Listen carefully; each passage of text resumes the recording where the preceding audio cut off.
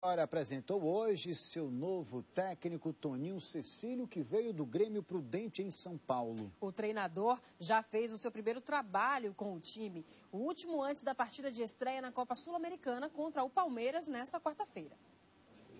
O novo comandante já avisou, não vai dar moleza. Eu não gosto de time bonzinho, futebol não é para bonzinho, né? Eu gosto de um time que entra e mostra desde o primeiro minuto ao que veio ao jogo. Eu exijo um time competitivo ao extremo, né? É um time que se não ganhar, se outra equipe vencer, mas foi difícil ganhar a Vitória aqui. Isso eu exijo, isso eles têm que dar, porque são profissionais. Essa foi uma das declarações do técnico do Vitória na primeira entrevista coletiva depois de assumir o comando da equipe. O anúncio da chegada de Toninho Cecílio na tarde de segunda-feira não deixa tempo para muitas mudanças. Nesta quarta-feira é a estreia contra o Palmeiras pela Copa Sul-Americana. Não dá tempo para você treinar uma situação ou outra, uma mudança muito brusca. E também não há necessidade, porque o Vitória vem bem.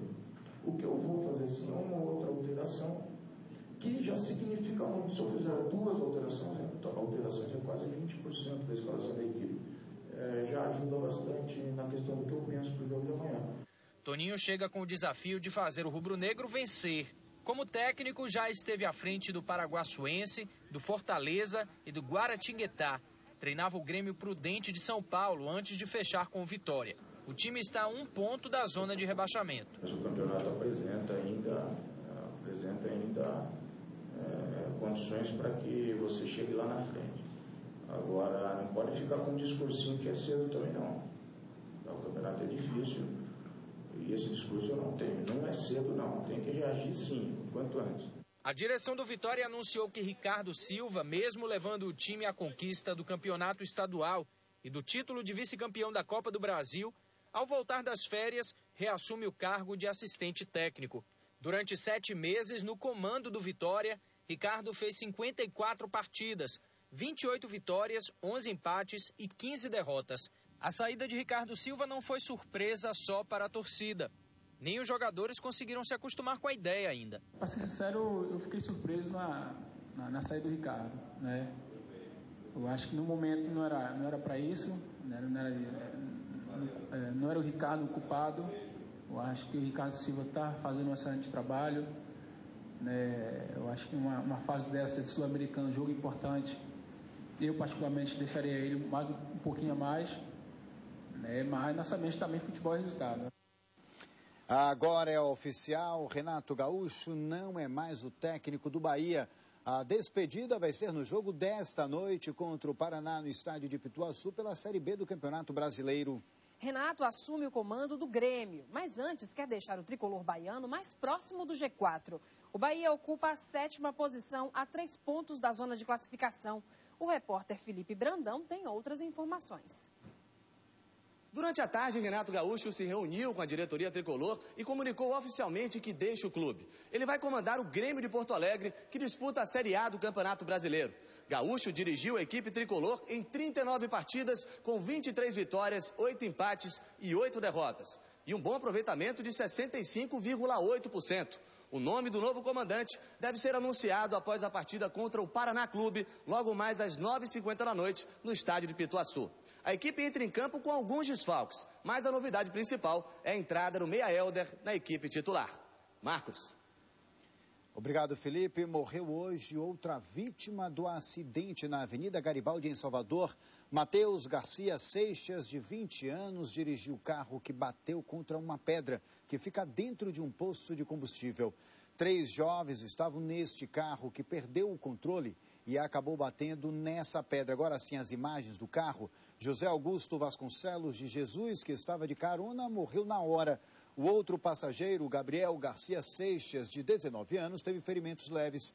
O acidente aconteceu na manhã do último domingo. Agentes da Transalvador acreditam que o pneu do veículo tenha furado. Acabamos de ver um caso que engrossa as estatísticas. Essa realidade triste já virou rotina no trânsito de Salvador. Mais informações sobre esse assunto a gente vai ter agora com o repórter Celso Duran, que fala ao vivo. Boa noite, Celso. O que fazer para evitar esses acidentes violentos ao vivo com Celso Duran? Boa noite, Celso. Boa noite, Marcos, Carolina, boa noite a todos. Olha, infelizmente não é uma tarefa fácil, porque envolve muitos esforços. Fiscalização, poder público, educação, é uma questão familiar, daqui de Salvador, do Brasil e até do mundo. A Organização Mundial, a Organização das Nações Unidas, diz que a principal causa da morte entre os jovens de 15 e 19 anos são os acidentes de trânsito. Eles dizem ainda que no mundo há uma média de 1.000 mortes por dia provocadas pelo trânsito envolvendo adolescentes e jovens. E também dizem que a maior causa é a adrenalina que conduz esses jovens a fazerem isso e também muitas vezes o álcool.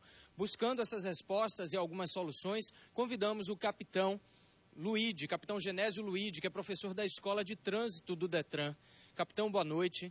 Qual é o trabalho que vocês fazem lá no Detran tentando combater essas estatísticas de acidente de trânsito?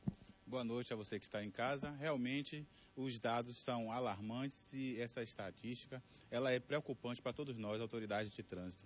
O Detran ele investe muito na educação do jovem, tendo em vista que no Brasil 300 mil pessoas se envolvem em acidentes de trânsito por ano. Dessas 300 mil, 50 mil são vítimas e 30 mil vítimas fatais, ou seja, pessoas que nem sequer têm a chance de ser socorrido. Então é um dado muito preocupante e investimos muito em educação. Eu disse agora há pouco aqui esses dados da Organização das Nações Unidas, isso também vale aqui para Salvador, ou seja, a falta de educação no trânsito, essa questão aí dos pais orientarem, também o uso de álcool ainda é a principal causa desses acidentes de adolescentes? Sem dúvida alguma, aqui em Salvador esses dados também são preocupantes. Para você ter uma ideia, de 2009, o primeiro semestre de 2009, em comparação ao primeiro semestre de 2010, já houve um aumento considerável desses acidentes. E nós pedimos aos pais que orientem seus filhos, principalmente com a dica de não associar álcool à direção. Se você vai dirigir, você deve se preparar para isso. Então vai para a balada, durma durante a tarde, se prepare para não ser surpreendido pelo sono. Muito obrigado pela participação aqui, valeu pelas dicas. Carolina. Obrigada, Celso. Em Porto Seguro, um jovem de 17 anos que dirigia um carro e estava sendo perseguido pela polícia acabou perdendo o controle da direção e capotando o veículo. O adolescente tinha roubado o carro momentos antes do acidente. Ele teve ferimentos leves e foi encaminhado ao Ministério Público do município. Uma área restrita do Zoológico de Salvador anda despertando a curiosidade dos visitantes. Recém-nascidos, alguns filhotes de ursos só poderão ser visitados a partir de outubro. A expectativa é grande para conhecê-los. Eles são os únicos ursos característicos da América do Sul. No Zoológico de Salvador, a área reservada para os ursos de óculos está isolada para visitação há quase 2 meses. Tudo para garantir o sossego da mamãe urso. Desde que deu cria, Capitu só deixa a toca onde estão os filhotes para comer. Desta vez, ela parece desconfiada, demora a deixar o local. E no momento em que ela se afasta, os veterinários aproveitam, isolam o espaço e fazem o primeiro contato com os 3 ursos. Na primeira tentativa de aproximação, o filhote reclama. De um por um, eles são fotografados, examinados e recebem um chip para a identificação dos animais. Agora já é possível saber o sexo dos filhotes. A gente teve a oportunidade de fazer algumas avaliações clínicas, frequência respiratória, frequência cardíaca.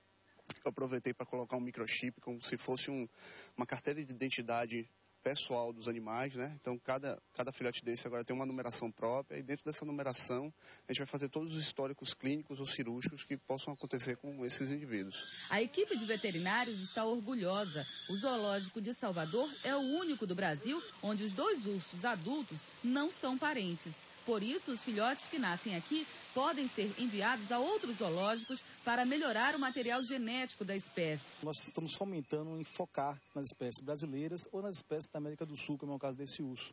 Dessa forma, a gente consegue trocar informações técnicas com outros países, como a Venezuela, a Colômbia, o Peru, receber de lá orientações sobre esses animais de vida livre e poder, quem sabe, programar o envio de um filhote desse para uma área de soltura dessa, que é o nosso grande objetivo no final. Os filhotes têm 40 dias de vida e só se alimentam de leite materno. Pelo menos enquanto durar o período de amamentação, eles devem continuar em Salvador.